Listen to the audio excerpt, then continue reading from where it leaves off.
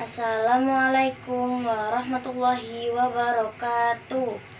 Nama saya Misi Selvia dari TPQ Rodotul Falihin, Kelurahan Kapas Madia Baru. Assalamualaikum warahmatullahi wabarakatuh. Alhamdulillahi wa kafa, wassalatu wassalamu ala sayyidina Muhammadinul Mustafa wa ala alihi wa ashabihi ahli sidqi wal wafa. Amma ba'du. Al-mukarramun, para alim ulama, para kiai, asatid yang saya hormati, hadirin yang dirahmati Allah.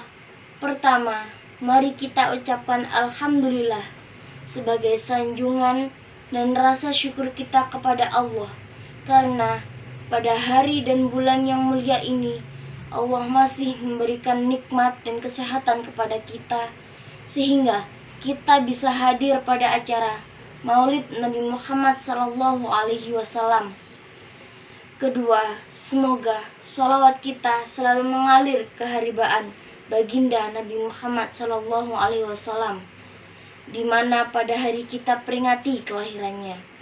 Semoga dengan adanya peringatan ini, semoga kita semakin cinta kepada Rasulullah, sehingga kelak kita akan mendapatkan syafaatnya.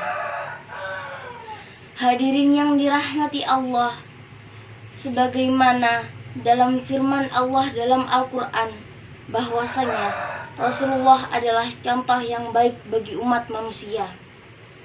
Laqad kana lakum fi Rasulillahi uswatun hasanah liman kana yarjullaha wal yaumil akhir wa dzakarallaha katsira. Artinya, sesungguhnya dalam diri Rasulullah ada teladan yang baik bagimu, yaitu bagi orang yang mengharap Allah dan hari akhir serta banyak berzikir kepada Allah. Surat Al-Ahzab ayat 21. Rasulullah menjadi contoh tidak hanya dalam satu bidang saja, tapi di semua bidang lengkap dan komplit.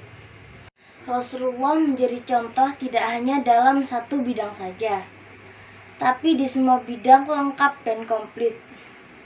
Rasulullah menjadi contoh dalam berkeluarga, menjadi pendakwah, menjadi guru, menjadi bisnismen, menjadi politisi, panglima perang, dan banyak yang lainnya. Jadi pantas saja jika Allah menjadikan Rasulullah sebagai suri tauladan bagi semua umat manusia. Walaupun Rasulullah sama manusia dengan kita, tentulah yang menjadi contoh beda kualitasnya dengan yang mencontoh. Misal, kita sebagai manusia perlu tidur, Rasulullah sebagai manusia juga tidur. Namun, tidur kita dengan Rasulullah jelas berbeda. Kalau Rasulullah yang tidur hanya matanya saja, sedangkan hatinya tidak pernah tidur, selalu berzikir kepada Allah Azza wa Jalla.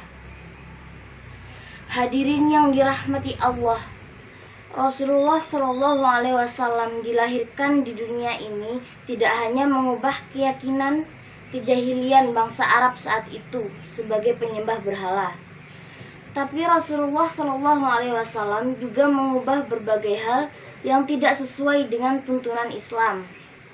Rasulullah begitu gigih untuk memperjuangkan perubahan tatanan sosial, hukum, dan budaya untuk kesejahteraan dan keadilan bagi semua umat Islam.